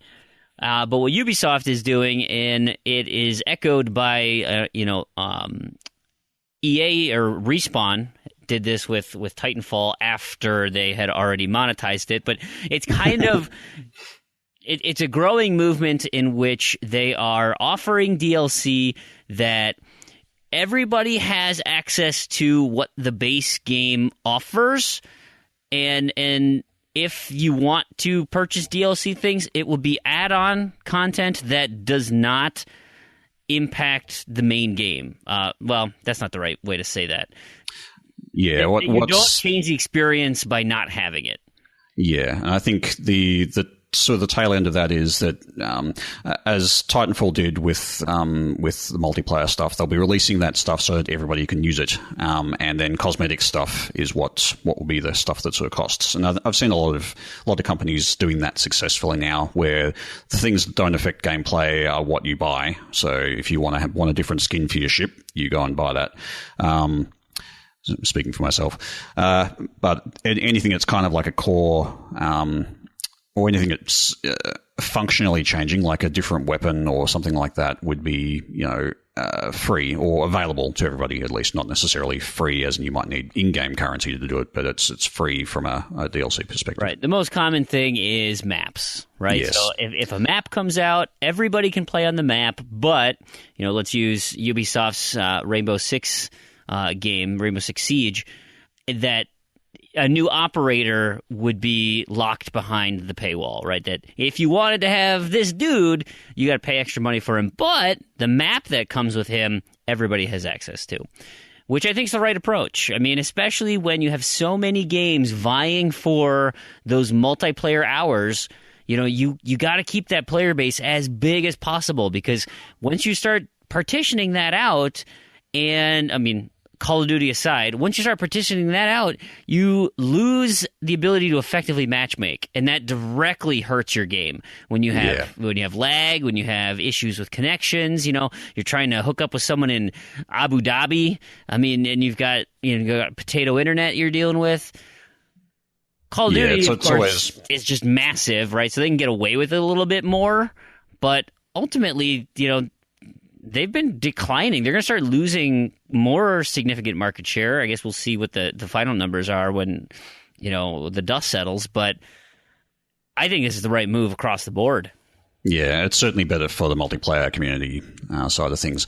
That's not to say that single-player DLC is going away or will become free, but certainly at least from Ubisoft's point of view, their multiplayer maps and things like that will be free going forward, which I think is a really it's a positive step, that's for sure. I like it. Yeah, it doesn't feel, to put my little rain cloud on here. And not to say anything you guys haven't already mentioned, it makes sense for them from a business perspective. They're not doing this out of the kindness of their hearts or anything like that. It is just specifically, it's actually probably to drive up sales so that, like you mentioned in Frame, they're not fracturing their player base. And they're giving them everybody. So it's basically giving everybody the chance to pay for more DLC, essentially. Yeah. I think the statement even said that it's best policy for them as well as for their customers or for gamers. So they certainly acknowledge that it's not purely out of the goodness of their hearts, but that it is a better way going forward. Yeah. Bingo. Before we move into the next piece, we just had a Z to Z club request. Who did it? Who beat me to the punch? That was me. You son of a gun. Who was it? Yeah. Who was it? Who joined mid-show? Ninja Star? Oh, God. I don't even know how to check now. Because he's click on the button there. He's active in the site.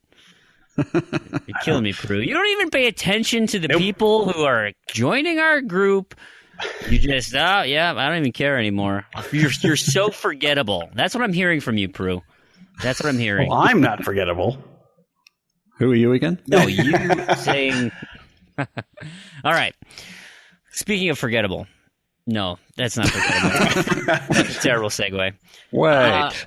Backwards Compatibility turned 1 year old this last week. I love backwards compatibility, by the way. It's one of those features that I was shocked when they announced it back at E3. I gave the fist pump of my life right there at my desk when I should have been working, and I was watching the E3 stream. That was such a great moment for me, and I actually use backwards compatibility quite a bit, even though my Xbox 360 is directly sitting next to my One, and it is remarkably easy to fire at both at the same time. I just really like playing on the One. I like the controller better. I just like everything about the One better, and this is just awesome. And so Major Nelson had an interview on his podcast with Bill Stilwell from the Backwards Compatible team. Now, Tarragon, tell me about it. How was it? Was it just awesome? I'm a month behind on my podcast, so I'm not there yet. Yeah, no, it was really interesting. Actually, he just basically he actually talked about sort of how secretive they had to be before that E3 announcement, and sort of the lead up to it. And he was actually just sort of hanging around with the crew, and like he's not the sort of person who'd normally be hanging around with like all the major people from Xbox. So he's just like some dude. He was saying so, and he actually ended up being on stage. I think he was up there for the announcement. But yeah, the actual project, they talked about some of the tech behind it and some of the processes they have to go through and what they basically do every time they update the process, update the emulator. They basically got a gamut of games that they run through just to make sure that they all work. One of which is Halo Reach. So you can imagine that they basically have to play through and complete Halo Reach every single time they do an update for the entire backwards compatibility emulator. So it's there's a lot of work that goes on in a lot of those things. And so he also talked about how they prioritize a lot of the games. And he said basically you take that list from user voice, that is their order to try and get them out. But within reason, because some games go through quicker than others. So it was a very interesting listen, and certainly just about the tech and about the process and about the whole sort of prep work that led up to that. I definitely, I would say go and take a listen to it. It was really interesting. That's awesome. Yeah. Do you guys use BC very much? I would love to. It's never worked on my Xbox One. So what, never? I think it worked once, and then there was some update. I've never been able to get a backwards compatible game working again. So I think I tried it at one point. Yeah, it's weird. That's crazy. But I have 3 Xbox 360s right next to it, so it's not really a huge issue for me. But just for whatever reason, it gets stuck on the profile download. So I can start it up. It starts the emulator. I can see the 360. I can even get to the dashboard, the 360 dashboard. But it tries to download my 360 profile and does that forever, and then finally errors, as if it hasn't got a network connection. I can kick it off again, and it'll take 20 minutes literally of sitting there trying to download, and it just never downloads properly. So do you only have one? Do you only have one Xbox One? I do, but I am also game shared with Frame, so that may be a factor. But on the other hand, Frame has no problems, so I don't know. Yeah, that's very strange. I mean, I use this constantly. We've talked about this quite a bit in the past, and I feel dirty complaining about it now since Tarragon can't even use it at all. But my biggest problem with backwards compatibility is like, oh god, I have to boot up my 360 to upload my 360 save to the cloud so that I can play it on the One. Like that's it feels like first world problems. Oh god, I have to upload my save again. I do feel bad about I do feel bad about complaining about it, and I will throw this forward again to Microsoft. Please release an app that we can download on the 360 to upload everything to the cloud so that I never have to boot up my 360 again. But Tarragon, it is really sad that you can't use this feature at all. Yeah. One day, I think the level of solution that I got down to was factory reset your Xbox One, and I literally only done that like about 3 weeks beforehand, and I didn't really feel like going through and setting up all of the stuff again. So, yeah, that sucks. I mean, it's so convenient. Like I know it is a first world problem. It is for us achievement hunters.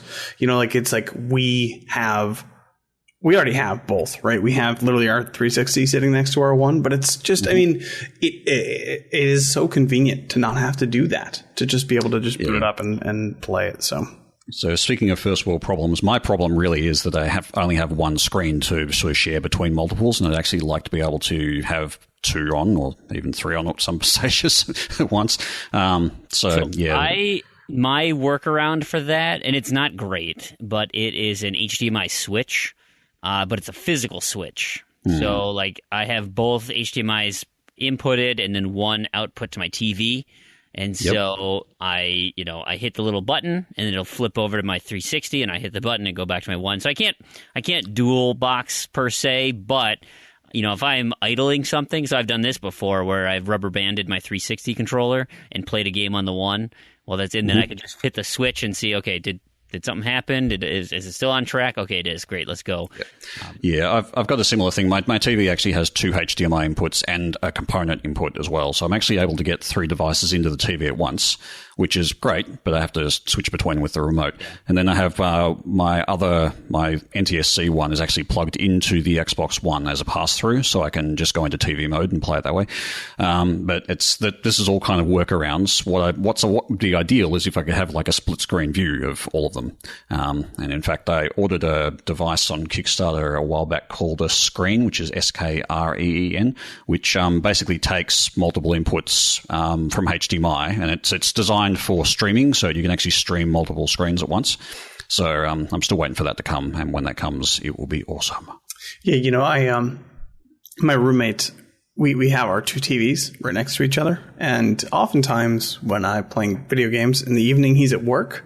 So what I can do very easily is pull my second Xbox or my Xbox 360 input out of my TV and plug it into his. So I do have those dual screens there. That's really convenient. It's kind of hard to beat that, I think. Yeah, it certainly is. No, absolutely. Do we have any other news to talk about? Anything just stuck in your craw? I think we're... it's a light week, right? Because really everybody's focused on the sales, the holiday. Most people took off early. Of course, that's for the U.S. Obviously, Tarragon, you guys don't care about pilgrims and Turkey and whatnot. Do you ever have, like, your Thanksgiving, you have a different type of Thanksgiving, but isn't it like in April or something weird, or what? Well, I mean, we have Easter, but I think you have Easter. Yeah, we have Easter. I thought you had an analog. Yeah, I know you moved your Father's Day around for some reason. Yeah, we moved most of our holidays around, I think, depending on, like Mother's Day, Father's Day, they're all sort of in different periods, I think just to balance them out over the year generally. When is your 4th of July? Well, that's essentially Independence Day for you, isn't it? So for us it'd be Australia Day, which is like the 25th. He was trying to bait you into saying something stupid. I really was. It's like that, that whatever that stupid joke is. It's, some months have 31 days. How many months have 28 days? And most people say, well, 1, right, February. And it's like, no, actually all 12, you idiot. Yeah, and then you rub it in their face and then, kick them in the groin. And say Rochambeau and then run off. Yeah, right. I'm pretty sure that's how that works. That's it. So how it always worked at school. Absolutely. So with that, then, I don't think we have any knobs and discos to cover. No, I didn't see any go through myself as I'm back on the GI team. So, no, I didn't see anything new come through. Right. But we do have a review that Prue and Damien are going to be a part of. So let's kick it over to them.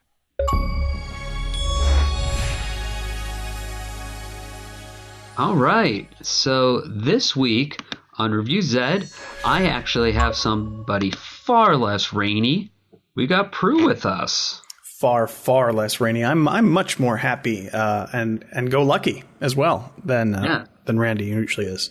And I think that is fitting for the title that we will be talking about this week. So this week we are covering Ginger Beyond the Crystal. It was published by Badland Indie, developed by Drakkar, I'm thinking like Drakkar Noir, but Drakkar Studios, released on October 25th, 2016 for Xbox One at an Xbox Live store price of $19.99. So I'll just start by prefacing it that what I've heard other people review, and you even mentioned it, so we'll go with that, is this was very nostalgic, which after our kind of offline discussion, I will say yes, okay, I see where people are coming from. But with that, I'll turn it over to you, Prue. So tell us about your experience and what you were, Absolutely. It is for me because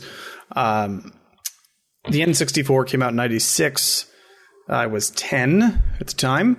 So a lot of memories with that system. And I loved to play all of these, and I still do love to play all of these platformers that came out. Mario 64 is one of my favorite games ever. Banjo-Kazooie. Yeah, still is. Banjo-Kazooie, Banjo-Tooie, incredible games. Donkey Kong 64 to a lesser degree. So yeah, and I didn't even know when you guys said that Randy was going to be out. And they're just like, here, play this game. And I played it. And I'm like, I had no idea what I was even to expect. And I jump in here. Here's this colorful world with all of these silly looking characters. And you're just jumping around collecting things. And I'm like, wow, this game would be perfect if it came out. Not the game wouldn't be perfect, but it would have been the perfect time for this game to come out in 1997. It would have fit right in with all of the others for sure. Yeah. And that's where I think with N64 came out when I was just finishing high school, and I would have pegged. This reminded me a lot of the original PlayStation open world kind of. I guess open world. You'd say the original Spyro that you're following behind in the camera. So like Mario would be a good analogy for it too. But I was thinking almost that Spyro. What was the other one I said? Crash Bandicoot. Mm-hmm. In that kind of just like, as you said, you're running around doing these collectibles, going for the crystals. So I guess, maybe to preface a little bit of the story for our listeners. So Ginger is not an Irish redhead, which one would expect. I was expecting that actually when I first. I was too. I was quite disappointed, as Cartman would say. So for all South Park fans, but you are basically tasked with saving these towns that have been. There is a giant crystal that is broken up into many different crystal shards and have been scattered throughout the world, and your job is to gather these crystals back to rebuild the world. Really, in essence, you're running around grabbing crystals. I was just going to say, the opening scene with where it explains all of this, I felt was a little long and a little much. I don't know. I was like, at the end of it, I was like, okay, I just want to play. I know I'm not going to care about what I'm doing. Like the context really doesn't matter that much, but it was nice. It was told in like a storybook fashion. Yeah. But I was just like, it was probably a good 10 minutes or 5-10 minutes. It just felt like it kept dragging. Yeah, that's, and it's so funny when we play other games on here that have literally no story. I think we were complaining almost about that with like Monochrome, or I'm trying to even remember the game from last, like where you just get thrust into these games going, what's going on? What's the purpose of it? Whatever. Where this at least laid it out. But as you said, you're now faulting it on the other end where you're going, oh my gosh, is this still going? Okay, skip dialogue, let's go. Yeah. So it's trying to strike that balance. But I'd rather on a title in this price point, I'm more appreciative of the fact that they did put that time behind it, because it is something that I think is necessary. And I'd rather it be long, because you could go back and rewatch it if you kind of go in like, oh, I'm actually enjoying this. So what's going on? Versus, wasting your time for 20 minutes if you find 10 minutes into the game, this game sucks. Which it didn't. No. I think the only reason I complain about it too is because it's supposed to give you the context of this whole world. And even afterwards, even when I was in the middle of the game, one of my other complaints was I still didn't quite understand what was going on, like the collectibles, which collectibles did what thing, and how I should be spending them, and where is it okay to be using them this way. So I didn't still understand that whole thing, and I thought if you're going to spend this time to set up this world, and I should know what I'm doing at some point. But I just felt like I was just, oh, there's a shiny thing on the ground, I need to run over and get it.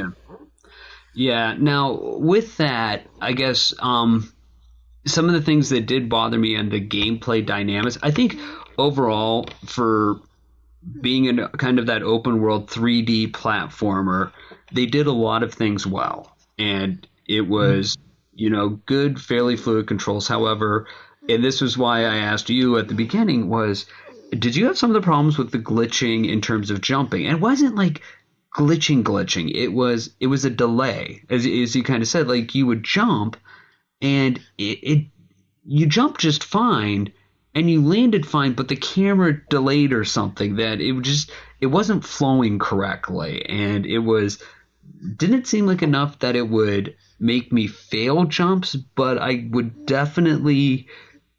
was preoccupied with it before I was making jumps that I would almost want to start second guessing myself. Yes. Yeah. Exactly the same thing happened to me.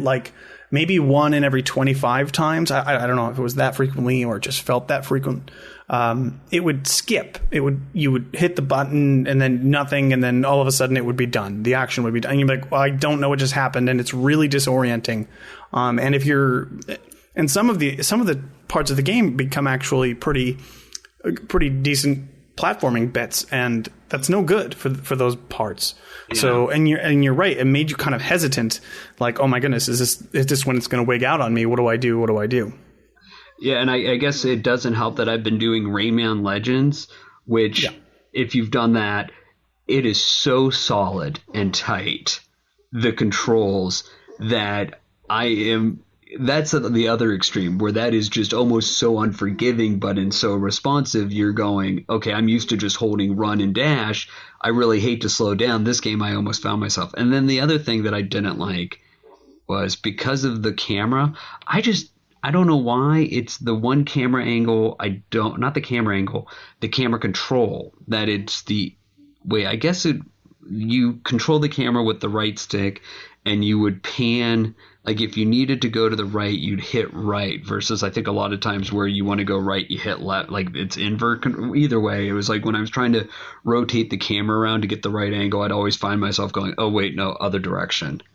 Yeah, it is disorienting and kind of hard to get used to. I didn't like to fiddle with it as much as I could avoid it. But I will also say, going in with the theme that this is kind of a game made for 1997, camera controls are just kind of part of the deal. So maybe that was just for nostalgic purposes. I don't know why they put that in there. Yeah, as I said, I didn't double check, and shame on us for before the call going like, can you change that camera angle? I didn't. I think, you know what it really reminded me of, and that's kind of like with playing a lot of titles, it's just you learn to adapt to how the camera, it forces me to start controlling it the other way. Like I would hate inverting controls. It's just, if you want me to fly inverted, then that's how you force me to play. And I adapt to the controls rather than going in, and I'm not a huge fan of remapping and all that. So, but so, I mean, even with those faults though, and I think those were and just for the achievement people out there, there is one glitch. You think there's one or two listening here, maybe, possibly? Yeah, exactly. On this show, I think a few people like achievements, but I'm not really certain. Maybe weigh in, guys. Tell us if achievements are important to you. But there is an achievement that's currently glitched. It is the Supreme Builder, which is build one house of each type. And that has, out of all the people that have played through the game, it has not been completed yet. So it is glitched and it's known. However, I don't know of when it will be patched. Yeah, so. Oh. But it wasn't all, I mean, we complained a little bit there, but there was a couple of really good, I like the graphics were really nice. Very colorful and fun. The music was really nice and very appropriate as well. And when it was working, the platforming was really solid. Yeah, I think overall for the price point and for how much again, to that point at the beginning, they put so much time into the story. They put so much time into the world. I mean, for the price point, it definitely, I think it hit on all the marks. As I said, it's only unfortunate for me that with the glitched achievement, I don't want to start it on my primary tag because it was one of those games that I would really want to go through, and I might actually just do it on my alt to, go through and finish it just because it was fun. It was nostalgic. It was easy to kind of get into after the long opening. Yeah. And, it's a collectathon. So you go through and you get these colored doohickeys and those colored doohickeys and you just have fun doing it. So. And that's, I think one thing that I think that they did well with it, and this reminds me of, I think I was talking to my son about it. It was like going back and doing Mario 64 and you go through and you would get all of the stars because even though there wasn't an achievement related to your gamer tag, it was just one of those, you wanted to go through and get all the collectibles because cooler stuff would happen in the game. And this kind of brought back that, right? It's not like that. I'm sure there's the achievement to get all the crystals, but there was something at least tied to it in game that made it, you go out there like, yeah, I can figure this out. So again, it was, as you said, it was very perfect to going back to that kind of mid to late 90s platformer collectathon, which, yeah, and it isn't top tier. It's not better than those awesome games that we've already mentioned, but it's like a mid-tier game from that time. It's one of those ones that you may have forgotten with those random mascots that those companies created. That was fun and enjoyable, but kind of forgettable. But it kind of sticks out now just because that kind of game doesn't really exist anymore. At least not in the way they did before. So this maybe if, like me, you're very, very excited about Yooka-Laylee next year, this can hold you over for that. Yeah, so I definitely, I would definitely put this as I'd recommend this. I would say it was for the price and everything. I recommend this. I think they did a really good job, and $19.99, it's a good value. It has enough gameplay in it to keep you entertained, and they did a good enough job even with the slight knocks on it. I don't think it's enough to detract people from at least from me recommending it. And yourself? Yeah, totally. If this is your game, the type of game, you should definitely pick it up when you can. All right. Well, thank you so much for joining us this week, Prue. It was definitely much more uplifting. Sorry, Randy. Womp womp. All right, and as we wrap up the show here, I want to touch on some zombie news quick before we lead into the outro. With the holiday season coming up and, of course, Dead Rising 4 just around the corner. It's actually releasing, next week even. The marketing group over at Capcom Vancouver have done a fantastic job with Dead Rising 4's marketing campaign. And because, it's Frank West coming back to Willamette Mall, and it's focused around Christmas time, which, that's likely why they're releasing now. Maybe they didn't want to hit that November part. They really want to focus on the Christmas. And so they have pulled all of that Christmas goodness into their marketing materials. And so two items that are of particular interest. Number one is if you go to Xbox.com and look at the Dead Rising 4, the marketing materials there, you can actually download wrapping paper for your gifts this year. Dead Rising 4 zombie wrapping paper. For those zombie aficionados out there who love giving gifts, please don't send severed limbs and bits of corpses in through the mail. That would just smell. But if you want to, send a nice, thoughtful, kind gift, that's a great way to do it. And the second thing is, if you are hosting a holiday party, I know you're likely familiar with the classic Yule log channel. It's where old broadcasting channels, instead of having actual aired programming because it was expensive, they didn't nobody wanted to pay for it because nobody's watching TV at Christmas. You could play the crackling Yule log on your TV for those of you who didn't have a fireplace. Well, Dead Rising 4 has a Yule log all its own. And so there is a 20-minute video that is a fire in a fireplace. And, well, it's not quite a Yule log. It's actually a severed zombie hand that's on fire for roughly 20 minutes. And, you just play that in the background and have some fun with it. Now, you'll see the occasional festive song or maybe Frank West walking by the fireplace with his little baseball bat.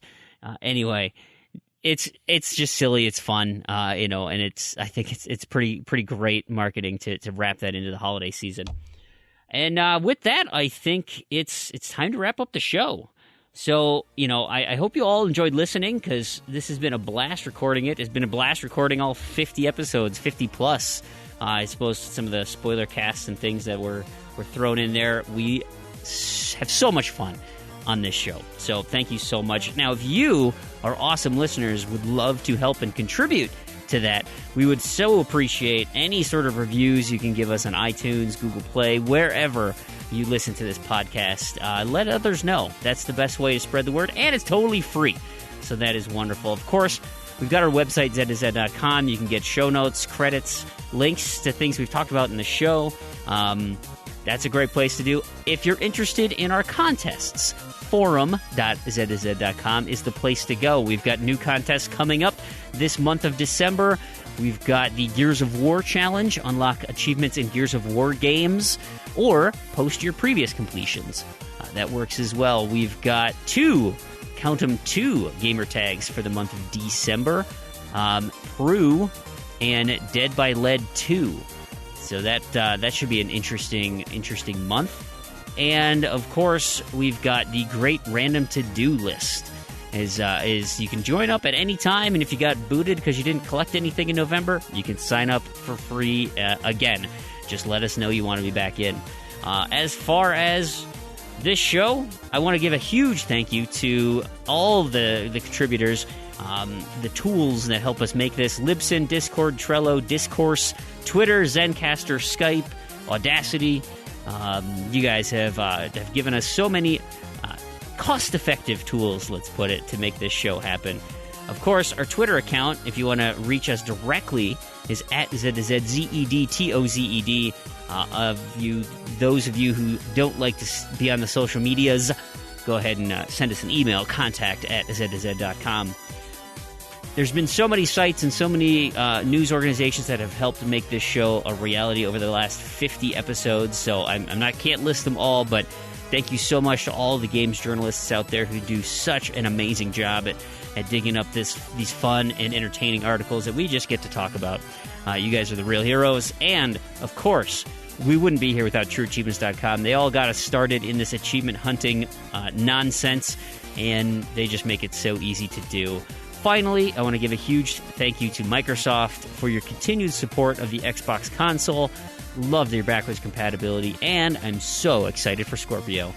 So, on behalf of Damian, Crandy, Prue, Tarragon, this has been Brandon, and to all of you achievement hunters and Gamerscore junkies out there, and new listeners who haven't quite got that bug yet, I want to thank you so much for listening, and we'll catch you next episode.